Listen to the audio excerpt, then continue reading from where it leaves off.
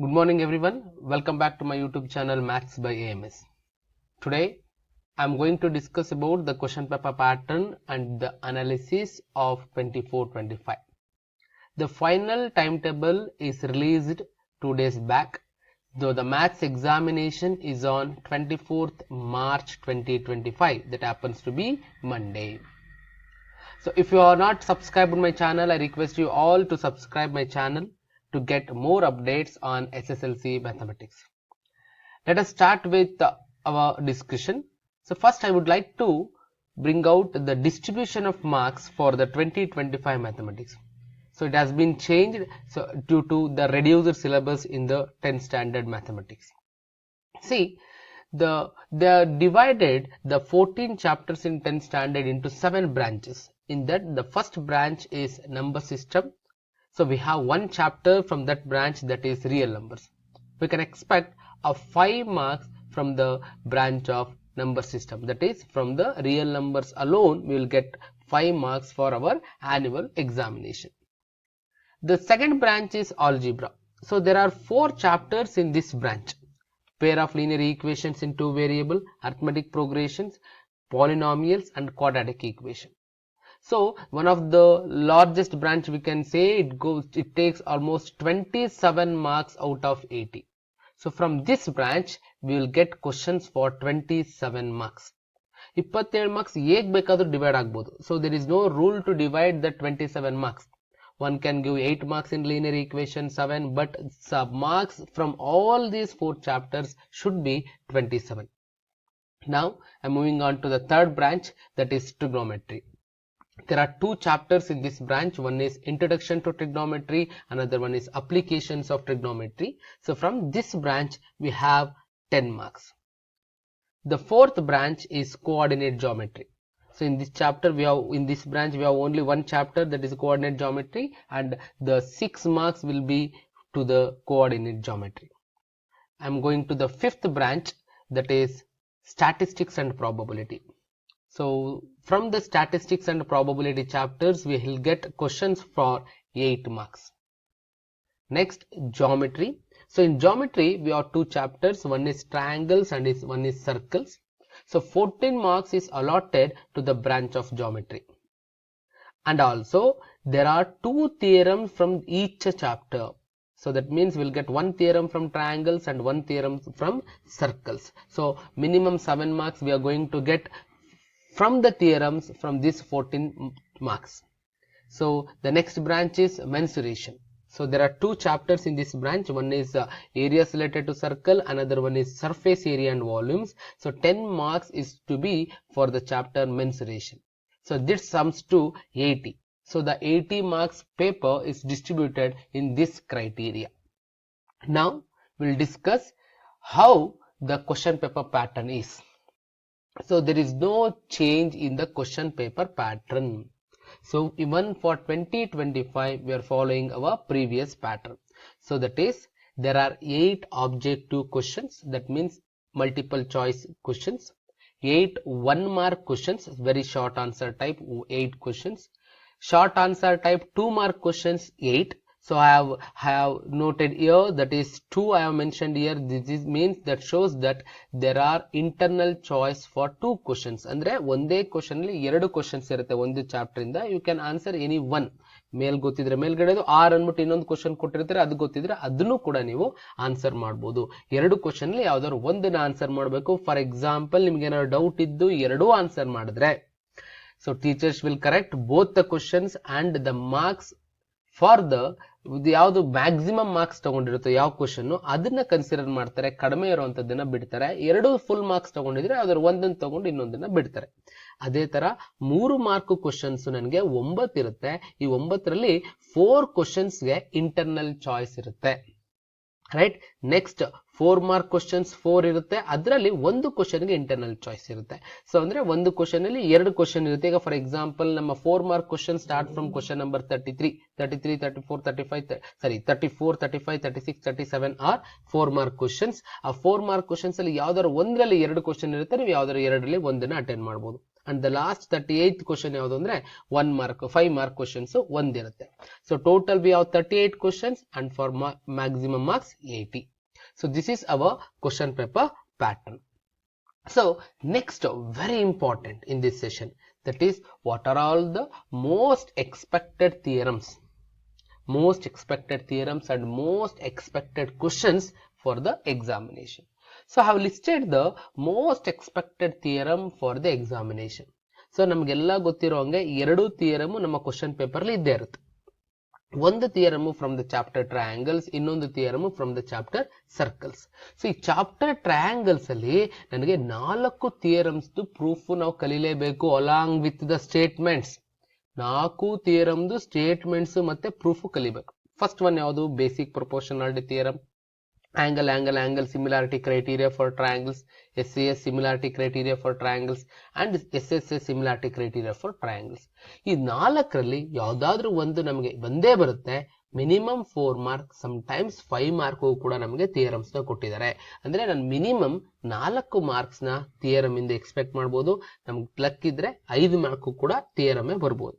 So next ಎರಡನೇ theorem ಯಾವುದು ಅಂದ್ರೆ ಥಿಯರಮ್ಸ್ ಆನ್ ಸರ್ಕಲ್. 2 ಥಿಯರಮ್ ಇದೆ ಸರ್ಕಲ್ಸ್ ಅಲ್ಲಿ, ತುಂಬಾ ಈಸಿ ಥಿಯರಮ್ಸ್ ಎರಡೂ ಕೂಡ. ಮೋರ್ ದೆನ್ ಹಾಫ್ ಪೇಜ್ ಇಲ್ಲ ಕೂಡ, ಹೇಳ್ಬೇಕಂದ್ರೆ ಲೆಸ್ ದೆನ್ ಹಾಫ್ ಪೇಜ್ ಇದೆ. ಸೊ ಆ 2 ಥಿಯರಮ್ ಅಲ್ಲಿ ಒಂದು ಥಿಯರಮ್ ನಮಗೆ 3 ಮಾರ್ಕ್ಗೆ ಡೆಫಿನೆಟ್ ಆಗಿ ಇದ್ದೇ ಇರುತ್ತೆ. ಸೊ ಇಷ್ಟು ಥಿಯರಮ್ಸ್ 6 ಥಿಯರಮ್ಸ್ ನಾವು ಕಲ್ತ್ಕೊಂಡ್ರೆ ನಾನು ಮಿನಿಮಮ್ 7 ಮಾರ್ಕ್ಸ್ ನಾನು ಬೋರ್ಡ್ ಎಕ್ಸಾಮ್ ಅಲ್ಲಿ ತಗೋಬಹುದು. Next, I am moving on to the most expected and easy concepts in our mathematics. ನಾನು ಯಾವ್ದನ್ನ ಇಷ್ಟು ಓದ್ಕೊಬಿಟ್ರೆ ಸರ್ ಎಷ್ಟೋ ಜನ ಹೇಳ್ತಿರ್ತಾರೆ ಸರ್ ನಾನು ಪಾಸ್ ಆಗೋದೇ ಕಷ್ಟ ಆಗ್ಬಿಟ್ಟಿದೆ ಮ್ಯಾಥ್ಸ್ ಅಲ್ಲಿ. ಸರ್ ಏನಿಲ್ಲ, ನೀವು ಪ್ಲಾನ್ ಮಾಡ್ಕೊಂಡು ಕರೆಕ್ಟ್ ಆಗಿ ನಾವು ಯಾವ್ದಾವ್ದು ಹೇಳ್ತಾ ಇದೀವಿ ವಿಡಿಯೋದಲ್ಲಿ ಅಷ್ಟನ್ನ ಕಲ್ತ್ಕೊಂಡ್ರೆ you can score minimum 40 marks out of 80 without your internal assessment. You can score 40 out of 80. Plus ನಿಮ್ಮ ಇಂಟರ್ನಲ್ ಅಸೆಸ್ಮೆಂಟ್ ನ ಸೇರಿಸ್ಕೊಂಡ್ರೆ we can reach nearly the first class 60 marks ಗೆ ರೀಚ್ ಆಗ್ಬಹುದು. So my first easiest concept in our 10th standard mathematics is solving a pair of linear equation graphically. Definite and very easiest question for 4 mark. So 4 ಮಾರ್ಕ್ಗೆ ತುಂಬಾ ಈಸಿಯಾಗಿ solve ಮಾಡುವಂತ questions. Theorem ಜೊತೆಗೆ ಇದನ್ನ ಕಲ್ತ್ಕೊಬಿಟ್ರೆ minimum 11 marks ನಮ್ದು ಆಯ್ತು. Next concept is solving a pair of linear equations by elimination or substitution method. So definite question ಅವ್ರು ಒಂದ್ಸತಿ method mention ಮಾಡಿರ್ತಾರೆ, ಒಂದೊಂದ್ಸತಿ ಬರೀ ಸಾಲ್ವ್ ಅಂತ ಕೊಡ್ತಾರೆ. ಬರೀ ಸಾಲ್ವ್ ಅಂತ ಕೊಟ್ಟರೆ ನಿನ್ಗೆ ಇಷ್ಟ ಬಂದಿರೋ ಮೆಥಡ್ ಅಲ್ಲಿ ಮಾಡಬಹುದು, ಎಲಿಮಿನೇಷನ್ ಅಥವಾ ಸಬ್ಸ್ಟಿಟ್ಯೂಷನ್ ಎರಡರಲ್ಲಿ ಒಂದ್ರಲ್ಲಿ ಮಾಡಬಹುದು. ಅಥವಾ ಮೆನ್ಷನ್ ಮಾಡಿದ್ರೆ ಎಲಿಮಿನೇಷನ್ ಅಂದ್ರೆ ಎಲಿಮಿನೇಷನ್ ಅಲ್ಲೇ ಮಾಡಬೇಕು, ಸಬ್ಸ್ಟಿಟ್ಯೂಷನ್ ಅಂದ್ರೆ ಸಬ್ಸ್ಟಿಟ್ಯೂಷನ್ ಅಲ್ಲೇ ಮಾಡಬೇಕು. ಅದಕ್ಕೆ ಎರಡೂ ಮೆಥಡ್ ನ ನೀನು ಲೀನಿಯರ್ ಈಕ್ವೇಶನ್ ಸಾಲ್ವ್ ಮಾಡೋದ್ ಕಲ್ತ್ಕೊಬಿಟ್ರೆ 2 ಮಾರ್ಕು ನಿನಗೆ ಬಂದೇ ಬರುತ್ತೆ. Next one is nature of pair of linear equation. That is intersecting ಆಗುತ್ತಾ, ಕೋಇನ್ಸಿಡೆಂಟ್ ಆಗುತ್ತಾ, ಪ್ಯಾರಲಲ್ ಇರುತ್ತಾ, ಕನ್ಸಿಸ್ಟೆಂಟಾ, ಇನ್ಕನ್ಸಿಸ್ಟೆಂಟಾ, unique solution, infinitely many solution ಅಥವಾ ಸೊಲ್ಯೂಷನ್ಸ್ ಇಲ್ವಾ? ಇದಕ್ಕೆಲ್ಲ ಕಂಡೀಷನ್ಸ್ಗೆ ಒಂದು ಟೇಬಲ್ ಇದೆ ನಮಗೆ ಲೀನಿಯರ್ ಈಕ್ವೇಶನ್ಸ್ ಅಲ್ಲಿ. 3 ಕಂಡೀಷನ್ ಇದೆ. ಯಾವ ಕಂಡೀಷನ್ ಇದ್ರೆ ಕನ್ಸಿಸ್ಟೆಂಟ್ ಆಗುತ್ತೆ, ಯೂನಿಕ್ ಸೊಲ್ಯೂಷನ್ಸ್ ಇರುತ್ತೆ, ಇಂಟರ್ಸೆಕ್ಟಿಂಗ್ ಅಂತ ಕರಿತೀವಿ. A1/A2 ಆ ಕಂಡೀಷನ್ 3 ಈಕ್ವಲ್ ಆದ್ರೆ ಕೋಇನ್ಸಿಡೆಂಟ್ ಆಗುತ್ತೆ, ಇನ್ಫೈನೈಟ್ಲಿ ಮೆನಿ ಸೊಲ್ಯೂಷನ್ಸ್ ಇರುತ್ತೆ, ಏನು ಡಿಪೆಂಡೆಂಟ್ ಕನ್ಸಿಸ್ಟೆಂಟ್ ಅಂತ ಹೇಳ್ತೀವಿ. ಇದನ್ನೆಲ್ಲ ನಾನು ನೀಟಾಗಿ ಕಲ್ತ್ಕೊಬಿಟ್ರೆ ಆ ಟೇಬಲ್ ನ 1 ಮಾರ್ಕ್ ನನಗೆ ಮಿನಿಮಮ್ ಅದರಿಂದ ನಾನು ತಗೋಬಹುದು. So next problems on mean, mode and median. So mean, mode ಮತ್ತೆ ಮೀಡಿಯನ್ ಮೇಲೆ ನನಗೆ ಮೀನ್ಗೆ 3 ಡಿಫ್ರೆಂಟ್ ಮೆಥಡ್ ಇದೆ. ಬಟ್ ಇದುವರೆಗೂ ಕೂಡ ಎಕ್ಸೆಪ್ಟ್ ಕೋವಿಡ್ ಬ್ಯಾಚ್ ಎಲ್ಲೂ ಕೂಡ ನಮಗೆ ಮೆಥಡ್ ಮೆನ್ಷನ್ ಮಾಡಿಲ್ಲ. ಫೈಂಡ್ ಮೀನ್ ಅಂತ ಅಷ್ಟೇ ಕೊಟ್ಟಿರ್ತಾರೆ. We can use any method. ಅದ್ರ ಜೊತೆಗೆ ಮೋಡ್ ಗೊಂದಿದೆ ಮತ್ತೆ ಮೀಡಿಯನ್ ಗೊಂದಿದೆ. ಸೊ 5 ಡಿಫ್ರೆಂಟ್ ಫಾರ್ಮುಲಾಸ್ ಇದೆ.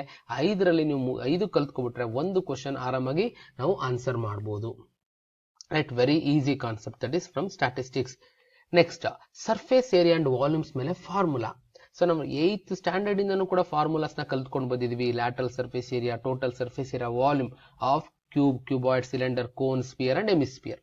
ಇದಿಷ್ಟುದ್ದು ಫಾರ್ಮುಲಾಸ್ ನಾವು ನೆನ್ಪಿಟ್ಕೊಬಿಟ್ರೆ 1 ಮಾರ್ಕ್ ನಾನು ಆ ಫಾರ್ಮುಲಾ ಇಂದನೇ ಡೈರೆಕ್ಟ್ ಆಗಿ ನಮ್ಮ ಮಾಡೆಲ್ ಪೇಪರ್ ಕೂಡ ಸರ್ಫೇಸ್ ಏರಿಯಾ ಆಫ್ ಸ್ಪಿಯರ್ ನ ಕೇಳಿದ್ದಾರೆ 1 ಮಾರ್ಕ್ಗೆ. ಆ ತರ ಡೈರೆಕ್ಟ್ ಫಾರ್ಮುಲಾದನೆ ನಮಗೆ 1 ಮಾರ್ಕ್ಗೆ ಬರುವಂತ ಚಾನ್ಸಸ್ ತುಂಬಾ ಇದೆ. ಸೊ ಆ ಫಾರ್ಮುಲಾ ಟೇಬಲ್ ನಾವು ಚೆನ್ನಾಗಿ ಕಲ್ತ್ಕೋಬಹುದು.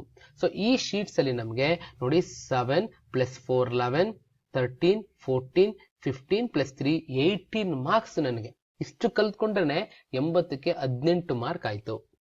ನೆಕ್ಸ್ಟ್ ಮುಂದೆ ಹೋದ್ರೆ ಸೊ ನೆಕ್ಸ್ಟ್ ಏನಿದೆ ಅಂದ್ರೆ that is problems on HCF and LCM and also the problems on the relation HCF LCM is equal to product of numbers. ಇವೆರಡನ್ನ ಚೆನ್ನಾಗಿ ಕಲ್ತ್ಕೊಬಿಟ್ರೆ ನನಗೆ ಇವೆರಡರಲ್ಲಿ ಒಂದು ಕ್ವಶನ್ 2 ಮಾರ್ಕ್ಗೆ ಮಿನಿಮಮ್ ಇದ್ದೇ ಇರುತ್ತೆ. ರೈಟ್. Next proof of √2 √3 √5. ಈ ಪ್ರೂಫ್ ಕೇಳಿದ್ರೆ 3 mark ಕೊಡ್ತಾರೆ. ಪ್ರೂಫ್ ಕೊಡ್ಲಿಲ್ಲ ಅಂತಂದ್ರೆ ನನಗೆ ಅದ್ರ ಮೇಲೆ ಪ್ರಾಬ್ಲಮ್ ಕೊಡ್ತಾರೆ, 2 ಮಾರ್ಕ್ ಅಂತ ಇದ್ದೇ ಇರುತ್ತೆ. ಅಂದ್ರೆ ಮಿನಿಮಮ್ ನನಗೆ ಇರ್ರಾಷನಲ್ √2 √3 √5 √7 ಒಂದು ಪ್ರೂಫ್ ಕಲ್ತ್ಕೊಟ್ರೆ ಎಲ್ಲದಕ್ಕೂ ಬರಿಬಹುದು. ಅದ್ರ ಜೊತೆಗೆ ಅದ್ರ ಮೇಲೆ ಇರುವಂತ problem show that 2 + √3 is irrational, 5 + √7 is irrational, 1/√7 is irrational. ಆ ತರದ ಪ್ರಾಬ್ಲಮ್ ಕಲ್ತ್ಕೊಂಡ್ರೆ ಅಲ್ಲೂ ಕೂಡ ನನಗೆ ಮಿನಿಮಮ್ 2 ಮಾರ್ಕ್ ಬರುತ್ತೆ. ಬಟ್ ಮ್ಯಾಕ್ಸಿಮಮ್ ಯಾವ್ದ್ರಲ್ಲಾರು ಒಂದು ಇದರಲ್ಲಿ 3 ಮಾರ್ಕ್ ಅಥವಾ ಇದರಲ್ಲಿ 3 ಮಾರ್ಕ್ ಬರುತ್ತೆ. ಬಟ್ ನಾನು ಇಲ್ಲಿ ಕನ್ಸಿಡರ್ ಮಾಡ್ತಿರೋದು ಬರೀ ಮಿನಿಮಮ್ ಮಾರ್ಕ್ಸ್. ಮ್ಯಾಕ್ಸಿಮಮ್ 3 ಮಾರ್ಕ್ ಬಂದ್ರೆ ಅದು ಎಕ್ಸ್ಟ್ರಾ ನಮಗೆ ಬರಲಿ. ರೈಟ್. ಸೊ ಬಟ್ ಇವಿಷ್ಟು ಕಲ್ತ್ಕೊಬಿಟ್ರೆ ನಿಮಗೆ ಮಿನಿಮಮ್ ರಿಯಲ್ ನಂಬರ್ಸ್ ಇಂದ 4 ಮಾರ್ಕ್. ಯಾವುದೇ 2 ಅಥವಾ 3 ನಂಬರ್ ಕೊಟ್ರೆ ಅದ್ರ HCF LCM ಕಂಡುಹಿಡಿಯೋದು, ಅಥವಾ ಈ ತರ ರಿಲೇಷನ್ ಮೇಲೆ ಪ್ರಾಬ್ಲಮ್ ಕೊಟ್ರೆ ನಿಮಗೆ HCF LCM ಕೊಟ್ಟು 1 ನಂಬರ್ ಕೊಟ್ಟು ಇನ್ನೊಂದು ನಂಬರ್ ಕೇಳೋದು, ಅಥವಾ 2 ನಂಬರ್ ಕೊಟ್ಟು HCF ಕೊಟ್ಟು LCM ಕೇಳುವಂಥದ್ದು, ಈ ತರದ ಮೇಲೆ 2 ಮಾರ್ಕ್ಗೆ ಮತ್ತೆ ಪ್ರೂಫ್ ಮೇಲೆ 2 ಮಾರ್ಕ್ಗೆ ಬರುವಂತ ಚಾನ್ಸ್ ಇದೆ. Next is problems on zeros of a polynomial. ನಮಗೆಲ್ಲ ಗೊತ್ತು alpha plus beta is equal to -BA, B/A, product of zeros is equal to C/A. ಅದ್ರ ಮೇಲೆ ಕಂಡಿಡಿದು ರಿಲೇಷನ್ ನ ವೆರಿಫೈ ಮಾಡಕ್ ಕೇಳಿದ್ರೆ 3 ಮಾರ್ಕ್ ಕೊಡ್ತಾರೆ. ಬಟ್ ನಾನು ಇಲ್ಲಿ 2 ಮಾರ್ಕ್ ಅಷ್ಟೇ ಕನ್ಸಿಡರ್ ಮಾಡಿದೀನಿ. ಮಿನಿಮಮ್ 2 ಮಾರ್ಕ್ ನಾನು ಬಂದೇ ಬರುತ್ತೆ. ಮ್ಯಾಕ್ಸಿಮಮ್ 3ಗೂ ಬರ್ಬೋದು, ಸೊ 4ಗೂ ಬರ್ಬೋದು. It depends on the problem. But ನಮಗೆ 2 ಮಾರ್ಕ್ ಅಂತೂ ಮಿಸ್ ಇಲ್ಲದೆ ನಾವು ಸಮ್ ಪ್ರಾಡಕ್ಟ್ ರಿಲೇಷನ್ ನೆನ್ಪಿಟ್ಕೊಬಿಟ್ರೆ ಸಮ್ ಕಂಡಿಡೋದು, ಪ್ರಾಡಕ್ಟ್ ಕಂಡಿಡೋದು, ಮತ್ತೆ ಫಾರ್ಮೇಶನ್ ಆಫ್ ಕ್ವಾಡ್ರಾಟಿಕ್ ಪಾಲಿನಾಮಿಯಲ್, ಅವನೇ ಸಮ್ ಪ್ರಾಡಕ್ಟ್ ನ ಕೊಟ್ಬಿಟ್ಟು ಅಥವಾ zeros ನ ಕಟ್ಬಿಟ್ಟು ಪಾಲಿನಾಮಿಯಲ್ ಕಂಡಿಡಿಯಕ್ಕೆ ಹೇಳ್ತೇನೆ. ಇದಿಷ್ಟು ಕಲ್ತ್ಕೊಂಡ್ರೆ ಮಿನಿಮಮ್ 2 ಮಾರ್ಕ್ ನಾನು ಪಾಲಿನಾಮಿಯಲ್ಸ್ ಇಂದನೂ ಕೂಡ ತಗೋಬಹುದು. ಬಟ್ ನೀವು ಅಷ್ಟು ಕಲ್ತ್ರೆ 2 ಮಾರ್ಕ್ ಗಿಂತ ಹೆಚ್ಚಿಗೆ ಬರುತ್ತೆ ನಿಮಗೆ. Next solving a quadratic equation. Solving a quadratic equation ನಮ್ಗಿರೋದು ಒಂದೇ method, that is factorisation method ಕಲ್ತ್ಕೊಳ್ಳಿ. ಸೊ ಅದು ಕಲ್ತ್ಕೊಬಿಟ್ರೆ ನನಗೆ 2 ಮಾರ್ಕ್ ಅದರಿಂದ ಕೂಡ ಡೆಫಿನೆಟ್ ಆಗಿ ನಮ್ಮ ಕ್ವಶನ್ ಪೇಪರ್ ಅಲ್ಲಿ ಕ್ವಾಡ್ರಾಟಿಕ್ ಈಕ್ವೇಶನ್ ಸಾಲ್ವ್ ಮಾಡೋದು ಇದ್ದೇ ಇರುತ್ತೆ. Next nature of roots of a quadratic equation. ಒಂದು ಕ್ವಾಡ್ರಾಟಿಕ್ ಈಕ್ವೇಶನ್ ತಗೊಂಡ್ರೆ ಅದರ ರೂಟ್ಸ್ ನೇಚರ್ ಏನಾಗಿರುತ್ತೆ ಅದನ್ನ ನಾವು by using a discriminant B² - 4AC ಕಂಡುಹಿಡಿತೀವಿ. ಸೊ ಅದನ್ನ ಇಟ್ಕೊಂಡು ಅದಕ್ಕೆ ರಿಯಲ್ ಅಂಡ್ ಡಿಸ್ಟಿಂಕ್ಟ್ ರೂಟ್ಸ್ ಇರುತ್ತಾ, ರಿಯಲ್ ಅಂಡ್ ಈಕ್ವಲ್ ರೂಟ್ಸ್ ಇರುತ್ತಾ, ಇಮ್ಯಾಜಿನರಿ ರೂಟ್ಸ್ ಇರುತ್ತಾ, ಅದನ್ನ ನಾವು ಡಿಸ್ಕಸ್ ಮಾಡುವಂಥದ್ದು. ಸೊ ಅಥವಾ ಒಂದು ರೂಟ್ ಇದು ಕೊಟ್ಬಿಟ್ಟು ಡಿಸ್ಕ್ರಿಮಿನೆಂಟ್ ಡೈರೆಕ್ಟ್ ಆಗಿ ಕಂಡುಹಿಡಿರಿ ಅಂತ ಹೇಳುವಂಥದ್ದು. ಈ ತರದ್ದು ಕ್ವಶನ್ಸ್ ನಮಗೆ ಇದ್ರ ಮೇಲೆ 2 ಮಾರ್ಕ್ಗೆ ಬರುತ್ತೆ. Next questions problems on probability. So probability ಚೆನ್ನಾಗಿ ಕಲ್ತ್ಕೊಬಿಟ್ರೆ ಎಲ್ಲ ಡೆಫಿನೇಷನ್ಸ್, ಇಂಪಾಸಿಬಲ್ ಇವೆಂಟ್ ಏನು ಪ್ರಾಬಬಿಲಿಟಿ, ಶುವರ್ ಇವೆಂಟ್ ಏನು ಪ್ರಾಬಬಿಲಿಟಿ, ಸ್ಯಾಂಪಲ್ ಸ್ಪೇಸ್ ಏನು probability, next elementary events probability add ಮಾಡಿದ್ರೆ ಏನಾಗುತ್ತೆ, ಕಾಂಪ್ಲಿಮೆಂಟರಿ ಇವೆಂಟ್ಸ್ ಮತ್ತೆ ಇವೆಂಟ್ ಮೇಲೆ ಇರುವಂತ ರಿಲೇಷನ್, ಇದನ್ನೆಲ್ಲ ನಾನು ಚೆನ್ನಾಗಿ ಕಲ್ತ್ಕೊಬಿಟ್ರೆ 1 ಮಾರ್ಕ್ ಕ್ವಶನ್ ಅಲ್ಲಿ ಬರುತ್ತೆ. ಜೊತೆಗೆ 2 ಮಾರ್ಕ್ಗೆ ಯಾವ್ದಾದ್ರು ಒಂದು ಇವೆಂಟ್ ನ ಕೊಟ್ಟು ಎಕ್ಸ್ಪೆರಿಮೆಂಟ್ ನ ರ್ಯಾಂಡಮ್ ಎಕ್ಸ್ಪೆರಿಮೆಂಟ್ ಕೊಟ್ಟು ಪ್ರಾಬಬಿಲಿಟಿ ಕಂಡುಹಿಡ್ಲಿಕ್ಕೆ ಕೇಳಬಹುದು. ಮಿನಿಮಮ್ 3 ಮಾರ್ಕ್ ನಮಗೆ ಪ್ರಾಬಬಿಲಿಟಿಯಿಂದ ಬಂದೇ ಬರುತ್ತೆ. Next one problems on coordinate geometry. Sir coordinate ಜಾಮೆಟ್ರಿಯಿಂದ ನಮಗೆ 6 ಮಾರ್ಕ್ ಇದೆ. ನಾನು ಮಿನಿಮಮ್ ಯಾಕೆಂದ್ರೆ 1 ಮಾರ್ಕ್ ಒಂದು 2 ಮಾರ್ಕ್ ಒಂದು ಆರಾಮಾಗಿ ಅಟೆಂಡ್ ಮಾಡ್ಬೋದು. 1 ಮಾರ್ಕ್ ಡೈರೆಕ್ಟ್ ಫಾರ್ಮುಲಾನೇ ಕೇಳ್ತಾನೆ, ಸೆಕ್ಷನ್ ಫಾರ್ಮುಲಾ ಬರೀರಿ, ಡಿಸ್ಟೆನ್ಸ್ ಫಾರ್ಮುಲಾ ಬರೀರಿ, ಅಥವಾ ಡೈರೆಕ್ಟ್ ಆಗಿ ಯಾವುದೋ ಒಂದು ಪಾಯಿಂಟ್ ಕೊಟ್ಬಿಟ್ಟು ಎಕ್ಸ್ ಆಕ್ಸಿಸ್ ಇಂದಿರೋ ಡಿಸ್ಟೆನ್ಸ್, ವೈ ಆಕ್ಸಿಸ್ ಇಂದಿರೋ ಡಿಸ್ಟೆನ್ಸ್, ಆರಿಜಿನ್ ಇಂದ ಆ ಪಾಯಿಂಟ್ಗೆ ಎಷ್ಟು ಡಿಸ್ಟೆನ್ಸ್ ಇದೆ, ಈ ತರ ಕ್ವಶನ್ಸ್. ಅಥವಾ ಮಿಡ್ ಪಾಯಿಂಟ್ ಫಾರ್ಮುಲಾ ಬರೀರಿ, ಈ ತರ ಡೈರೆಕ್ಟ್ ಆಗಿ ಫಾರ್ಮುಲಾ ಅಥವಾ ವೆರಿ ಸಿಂಪಲ್ ಡಿಸ್ಟೆನ್ಸ್ ಫಾರ್ಮುಲಾ ಮೇಲೆ ಇರುವಂತ simple problem, distance between 2 points, ಈ ತರದ್ದು 1 ಮಾರ್ಕ್ ಕೇಳ್ತಾರೆ. 2 ಮಾರ್ಕ್ಗೆ ಐದರ್ ನಿಮಗೆ ಪಾಯಿಂಟ್ಸ್ ಕೊಟ್ಟು, ರೇಷಿಯೋ ಕೊಟ್ಟು, section point coordinates of the point of division ಕಂಡುಹಿಡಿಯೋದಾಗ್ಬೋದು, ಡಿಸ್ಟೆನ್ಸ್ ಕಂಡುಹಿಡಿಯೋದಾಗ್ಬೋದು, ಈ ತರದ್ದು 2 ಮಾರ್ಕ್ ಬರುತ್ತೆ. ಇನ್ನೂ ತುಂಬಾ ಮ್ಯಾಕ್ಸಿಮಮ್ ತಗೋಬಹುದು ನೀವು. 2 ಮಾರ್ಕ್ ಅಲ್ವೇ ಅಲ್ಲ, 2 ಫಾರ್ಮುಲಾ ಮೇಲೆ ಪ್ರಾಬ್ಲಮ್ ಕಲ್ತ್ರೆ 4-5 ಮಾರ್ಕ್ಸ್ ಸ್ಕೋರ್ ಮಾಡ್ಕೋಬಹುದು. ನಾನು ಮಿನಿಮಮ್ ಒಂದು 1 ಮಾರ್ಕ್, ಒಂದು 2 ಮಾರ್ಕ್ ಡೈರೆಕ್ಟ್ ಅಂಡ್ ಸಿಂಪಲ್ ಆಗಿರುತ್ತೆ. ಅದಕ್ಕೆ ಇಲ್ಲಿಂದ ಬರೀ 3 ಮಾರ್ಕ್ಸ್ ಅಷ್ಟೇ ನಾನು ಕನ್ಸಿಡರ್ ಮಾಡ್ಕೊಂಡಿದ್ದೀನಿ. Next so simple problems on arithmetic progression. ಯಾವ್ದು ಸರ್ ಸಿಂಪಲ್ ಪ್ರಾಬ್ಲಮ್? an ಕೊಟ್ಬಿಟ್ಟು a ಕಂಡಿಡಿರಿ ಅಂತ ಹೇಳೋದು, an ಕೊಟ್ಬಿಟ್ಟು a1 ಕೇಳೋದು, 5th ಟರ್ಮ್ ಕೇಳೋದು, 10th ಟರ್ಮ್ ಕೇಳೋದು, ಕಾಮನ್ ಡಿಫರೆನ್ಸ್ ಕೇಳೋದು, ರೈಟ್. ಸೊ ಅದೇ ತರ, ಅಥವಾ ನಿಮಗೆ AP ಕೊಟ್ಬಿಟ್ಟು ಕಾಮನ್ ಡಿಫರೆನ್ಸ್ ಕೇಳೋದು. ಈ ತರ ಡೈರೆಕ್ಟ್ ಕ್ವಶನ್ ನಮಗೆ 1 ಮಾರ್ಕ್ಗೆ. 2 ಮಾರ್ಕ್ಗೆ AP ಕೊಟ್ಬಿಟ್ಟು ಏನ್ 10ನೇ ಟರ್ಮ್ 20ನೇ ಟರ್ಮ್ ಬರೀರಿ ಅನ್ನೋದು, ಇಲ್ಲಾಂದ್ರೆ ಸಮ್ ಆಫ್ 20 ಟರ್ಮ್ಸ್ ಬರೀರಿ ಅನ್ನೋದು. ಈ ತರದ ಸಿಂಪಲ್ ಕ್ವಶನ್ಸ್ ನಮಗೆ AP ಯಲ್ಲಿ 1 ಮಾರ್ಕ್ ಒಂದು 2 ಮಾರ್ಕ್ ಒಂದು ಇದ್ದೇ ಇರುತ್ತೆ. ಎರಡನ್ನೂ ಕೂಡ ನೀವು ಈಸಿಯಾಗಿ ಆನ್ಸರ್ ಮಾಡ್ಕೋಬಹುದು if you know AN formula and SN formula, right. Next so AP ಆದ್ಮೇಲೆ ನೆಕ್ಸ್ಟ್ ಕಾನ್ಸೆಪ್ಟ್ ಯಾವುದು ಅಂದ್ರೆ problems on trigonometric ratios and standard angles.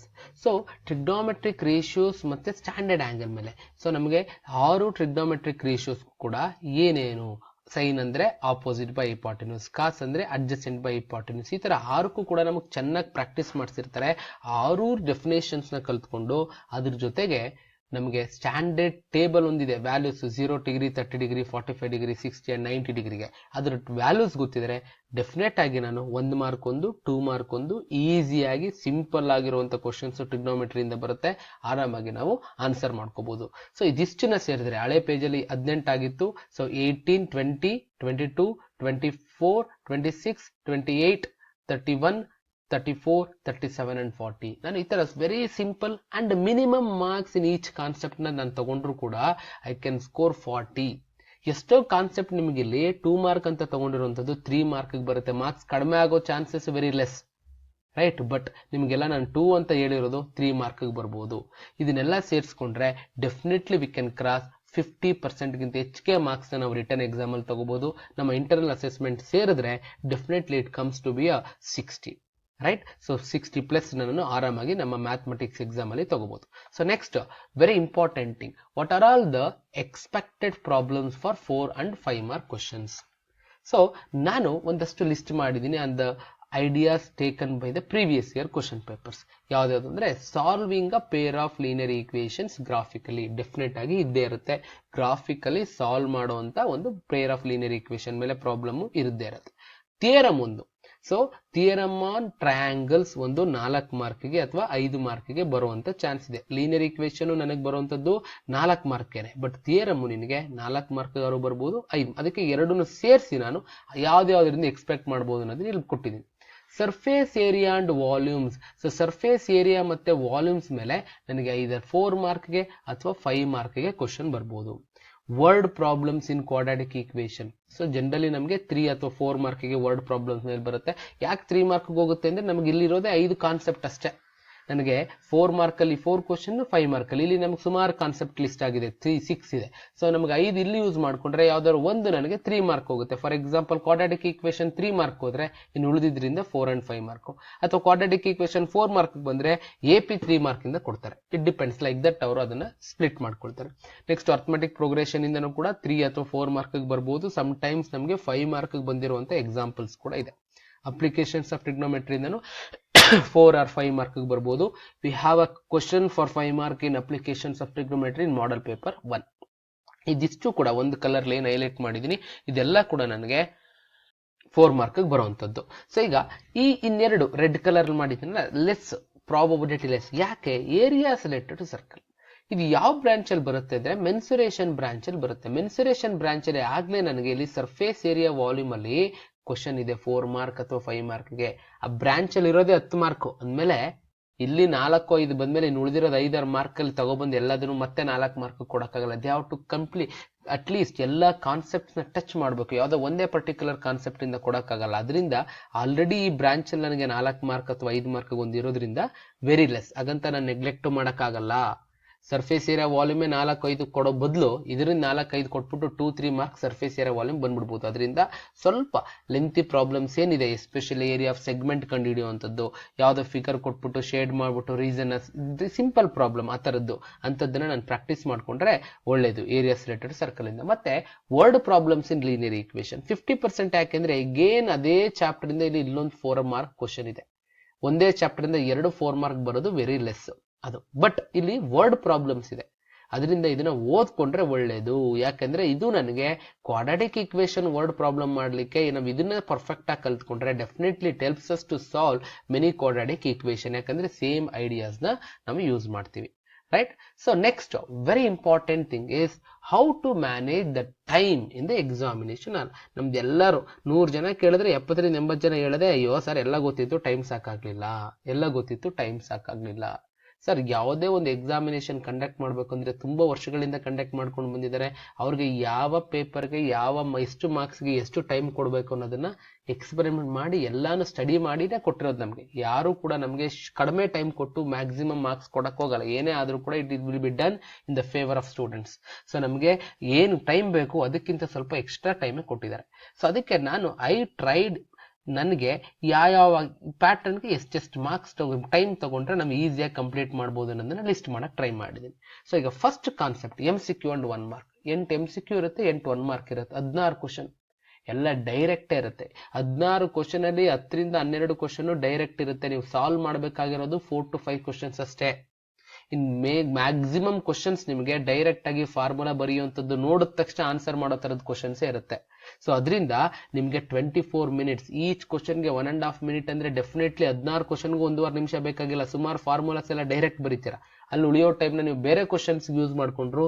V have to set a target set ಮಾಡಿದ್ರೆ ನೀವು ಯಾವ್ದಾದ್ರು ಕೆಲ್ಸಕ್ಕೆ ಹೋದ್ರೆ ಬಿಡು ನಾಳೆನು ಬಿಡು ಆಮೇಲೆ ಸೊ ಎಕ್ಸ್ಟೆಂಡ್ ಆಗುತ್ತೆ. ಅದೇ ತರ ಇಲ್ಲೂ ಅಷ್ಟೇ, ನೀವು ಟಾರ್ಗೆಟ್ ಸೆಟ್ ಮಾಡ್ಕೊಳ್ಳದೆ ಆನ್ಸರ್ ಮಾಡಕ್ ಕೂತ್ಕೊಂಡ್ರೆ ಅರ್ಧ ಗಂಟೆಯಲ್ಲಿ ಮಾಡುವಂತದ್ದು 1 ಅವರ್ ತಗೋಬಿಡ್ಬೋದು. ಆಗ ನಂಗೆ ಕೊನೆಯಲ್ಲಿ ಬರೆಯುವಂತ ಕ್ವಶನ್ಸ್ಗೆ ಟೈಮ್ ಸಾಕಾಗಲ್ಲ.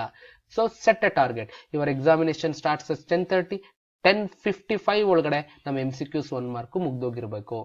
ನೆಕ್ಸ್ಟ್ ನಮ್ಗೆ ಏನಾಗುತ್ತೆ, 2 ಮಾರ್ಕ್ 3 ಮಾರ್ಕ್ ಅಲ್ಲಿ ತುಂಬಾ ಟ್ವಿಸ್ಟ್ ಅಂಡ್ ಟರ್ನ್ಸ್ ಇರುತ್ತೆ. ಟೂ ಮೆನಿ ಕ್ವಶನ್ಸ್, 8 + 9 17 ಕ್ವಶನ್ಸ್ ಇರುತ್ತೆ. ಆ 17 ಕ್ವಶನ್ಸ್ ಆನ್ಸರ್ ಮಾಡೋ ಟೈಮಲ್ಲಿ ನಮಗೆ ಟೈಮ್ ಹೋಗೋದೇ ಗೊತ್ತಾಗಲ್ಲ. ಇಲ್ಲಿ ಕೊನೆಯಲ್ಲಿ ಉಳಿಯುವಂತ 4 ಮತ್ತೆ 5 ಮಾರ್ಕ್ದು 5 ಕ್ವಶನ್ಸ್ಗೆ ಟೈಮ್ ಸಾಕಾಗಲ್ಲ. ಅದಕ್ಕೆ you can answer it, you are allowed. So ನೀವು ಬೇಕಾದ್ರೆ MCQ ಮುಗಿದ ತಕ್ಷಣ 4 ಮಾರ್ಕ್ 4 ಕ್ವಶನ್ ಮಾಡಿ ಮುಗಿಸ್ಬಿಡ್ಬಹುದು. Have allotted 30 minutes. Almost 4 questions ಇರುತ್ತೆ. 7 ಮಿನಿಟ್ಸ್ ಅಂದ್ರೂ 28 ಮಿನಿಟ್ಸ್ ಅಲ್ಲಿ ನಾವು ಒಂದೊಂದು ಕ್ವಶನ್ಗೆ 7 ಮಿನಿಟ್ಸ್ 8 ಮಿನಿಟ್ಸ್ ಅಂತ ತಗೊಂಡ್ರೆ 32 ಮಿನಿಟ್ಸ್ ಅಲ್ಲಿ we can answer our 4 mark questions. So ಒಂದೊಂದು ಗ್ರಾಫ್ಗೆಲ್ಲ ನನಗೆ 8 ನಿಮಿಷ ಬೇಕಾಗೇ ಇಲ್ಲ. 3-4 ನಿಮಿಷ 5 ನಿಮಿಷಕ್ಕೆ ಮುಗ್ದೋಗುತ್ತೆ. ಉಳಿಯೋ 3 ನಿಮಿಷನ ಬೇರೆ ಕ್ವಶನ್ಸ್ ಯೂಸ್ ಮಾಡಿಕೊಂಡು we can complete set a target to complete 4 mark questions within 30 and 35 minutes. Right? Next, 5 mark questions. 5 mark questions ನ ಒಂದು ಕ್ವಶನ್ ಇರುತ್ತೆ, 10 ರಿಂದ 12 ನಿಮಿಷ, ಮ್ಯಾಕ್ಸಿಮಮ್ 10 ನಿಮಿಷದಲ್ಲಿ ಮುಗಿಸ್ಲಿಕ್ಕೆ ಟ್ರೈ ಮಾಡಬೇಕು. ರೈಟ್? ಸೊ ತುಂಬಾ ಈಸಿ ಇರುತ್ತೆ, ಡೈರೆಕ್ಟ್ ಇರುತ್ತೆ. ನಾವೇನಂದ್ರೆ ಇಲ್ಲಿ ಏನಾಗುತ್ತೆ ಪ್ರಾಬ್ಲಮ್, ಯಾವ್ದಾದ್ರು ಒಂದು ತಪ್ಪು, ಮಲ್ಟಿಪ್ಲಿಕೇಶನ್ ತಪ್ಪಾಯ್ತು, ಫ್ರಾಕ್ಷನ್ ಬಂದ್ಬಿಡ್ತು, ಆಗ ನಾವು ಯೋಚನೆ ಮಾಡ್ಕೊಂಡು ಕೂರೋ ಬದಲು ಒಂದ್ಸತಿ ಅದನ್ನ ಬಿಟ್ಟು ಬೇರೆ ಕ್ವಶನ್ಗೆ ಹೋಗಿ ನೆಕ್ಸ್ಟ್ ನಮ್ಮ ಮೈಂಡ್ ಫ್ರೀ ಆದಾಗ ಮತ್ತೆ come back to that question. ಮೇಲಿಂದ ಕೆಳಗಡೆ ಫಸ್ಟ್ ಡೀಟೇಲ್ ಆಗಿ ನೋಡಿ, ಡೆಫಿನೆಟ್ ಆಗಿ ನಿಮ್ಮ ಮಿಸ್ಟೇಕ್ಸ್ ನಿಮಗೆ ಗೊತ್ತಾಗುತ್ತೆ. Next 2 mark questions. 2 mark questions 8 ಇರುತ್ತೆ. ಸೊ 4 ನಿಮಿಷ ಕೊಟ್ಟಿದ್ದೀನಿ ಒಂದೊಂದಕ್ಕೆ. ಡೆಫಿನೆಟ್ಲಿ ಎಲ್ಲದಕ್ಕೂ 4 ನಿಮಿಷ ಬೇಕಾಗಿಲ್ಲ, ಸುಮಾರು ಡೈರೆಕ್ಟ್ ಕ್ವಶನ್ಸ್ ಇರುತ್ತೆ. 32 ಮಿನಿಟ್ಸ್ ಅಲ್ಲಿ ಆರಾಮಾಗಿ ನಾವು 2 ಮಾರ್ಕ್ ಕ್ವಶನ್ಸ್ ನ ಮುಗಿಸ್ಕೋಬಹುದು. ಸೊ ನೆಕ್ಸ್ಟ್ 3 ಮಾರ್ಕ್ ಕ್ವಶನ್ಸ್ 9 ಇರುತ್ತೆ. Right? So I have given 6 minutes for each 3 mark questions. So especially ನಮಗೆ ಸುಮಾರು ಝೀರೋಸ್ ಆಫ್ ಅ ಪಾಲಿನಾಮಿಯಲ್ ಮೇಲೆ ಆಗ್ಬೋದು, ಸೊ ಥಿಯರಮ್ ಆಗ್ಬೋದು, ಅದಕ್ಕೆಲ್ಲ 8 ನಿಮಿಷ ಬೇಕಾಗೇ ಇಲ್ಲ. ರೈಟ್? ಸೊ ಸರಿ 6 ನಿಮಿಷ ಬೇಕಾಗಿಲ್ಲ ನನಗೆ. ಸೊ ಬೇಗ ಮುಗಿಯುತ್ತೆ. ನುಡಿಯೋ ಟೈಮ್ನ ನೀವು ಬೇರೆ ಕ್ವಶನ್ಸ್ ಯೂಸ್ ಮಾಡಿಕೊಂಡು you can try to complete within 54 minutes. ನೋಡಿ, ಈ ತರ ನಾನು ಡಿಸ್ಟ್ರಿಬ್ಯೂಟ್ ಮಾಡ್ಕೊಂಡ್ರು still have time for 15 minutes ನಾನು ಬಫರ್ ಟೈಮ್. ಯಾಕೆಂದ್ರೆ ಯಾವುದೋ ಒಂದು ಬ್ರಾಂಚಲ್ಲಿ ಯಾವುದೋ ಕ್ವಶನ್ ಕೈ ಕೊಟ್ಬಿಡ್ಬೋದು. ಆಗ ನನಗೆ ಆ ಟೈಮ್ನ ಸರಿ ಮಾಡ್ಕೊಳ್ಳೋದಕ್ಕೆ 15 ನಿಮಿಷ. ಅದಲ್ದೇನೆ I will get another 15 minutes for verification of my answers. ನೋಡಿ, ಇನ್ನೂ ಅರ್ಧ ಗಂಟೆ ನನಗೆ ಎಕ್ಸ್ಟ್ರಾ ಉಳಿಯುತ್ತೆ ನಾನು ಈ ತರ ಒಂದು ಟಾರ್ಗೆಟ್ ಇಟ್ಕೊಂಡು ಆನ್ಸರ್ ಮಾಡಕ್ ಕೂತ್ಕೊಂಡ್ರೆ. Next, so that comes to be 180 minutes for 3 ಅವರ್ಸ್ಗೆ ನನಗೆ ಎಕ್ಸಾಮ್ ನಾನು ಈ ತರ. ಸರ್ ಡೆಫಿನೆಟ್ ಆಗಿ ಇದೇ ತರ ಎಕ್ಸಾಕ್ಟ್ ಆಗಿ ನಾನು ಕೂತ್ಕೊಂಡ್ರೆ ಎಕ್ಸಾಮ್ ಬರೀಲಿಕ್ಕಾಗಲ್ಲ. ಎಲ್ಲೋ ಒಂದೆರಡು ಕಡೆ 2 ನಿಮಿಷ ಬೇಗ ತಗೋಬಹುದು, ಒಂದು 4 ನಿಮಿಷ ಬೇಗ ಮುಗಿಬಹುದು, ಲೇಟ್ ಆಗ್ಬೋದು, ಏನೋ ಆಗುತ್ತೆ. ಬಟ್ ಒಂದು ಟಾರ್ಗೆಟ್ ಇಟ್ಕೊಂಡು ಸೆಟ್ ಮಾಡಿದ್ರೆ 30 ಮಿನಿಟ್ಸ್ ಅಂತ ಮಾಡಿದ್ರೆ 30 ಆಗ್ಲಿಲ್ವಾ, at least if it is completed by 35 minutes, no issue. That's why we have a buffer time here. Right? 35 ನಿಮಿಷನೇ ಆಗ್ಲಿ, ಏನು ಪ್ರಾಬ್ಲಮ್ ಇಲ್ಲ. ಬಟ್ ಒಂದು ಟಾರ್ಗೆಟ್ ಇಟ್ಕೊಂಡು ಮಾಡಿದ್ರೆ definitely you can achieve. Right? With this I am going to conclude my session. So with statement, without mathematics there is nothing you can do. Everything around you is mathematics. Everything around you is numbers ಅಂತ ಹೇಳ್ತಾ ನನ್ನ session ನಾನು ಮುಗಿಸ್ತಾ ಇದ್ದೀನಿ. So the only way to learn mathematics is to do mathematics. So ನೀವು mathematics ನ ಓದಬಾರ್ದು, ಬರಿಬೇಕು. ಸೊ ಬರ್ದು ಪ್ರಾಕ್ಟೀಸ್ ಮಾಡಿದ್ರೆ definitely we can achieve in our coming examination. So if you not subscribe my channel to get more updates on coming examination. Thank you.